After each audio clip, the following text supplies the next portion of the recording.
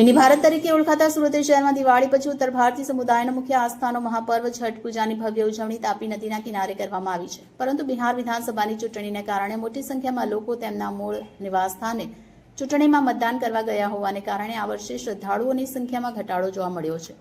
આ 4 દિવસીય મહાપર્વની તૈયારીઓ બિહાર વિકાસ મંડળ દ્વારા કરવામાં આવી છે. સૂર્યદેવ અને છઠ્ઠી મૈયાની આરાધના માટે તાપી નદીના કિનારે વિશેષ વ્યવસ્થા ઊભી કરવામાં આવી છે. જો કે શહેરમાં થયેલા કમોસમી વરસાદને કારણે તાપી નદીના કિનારે પાણી ફરી વળવાની ઘટનાએ પણ આ પર્વમાં ખલેલ પહોંચાડ્યો છે.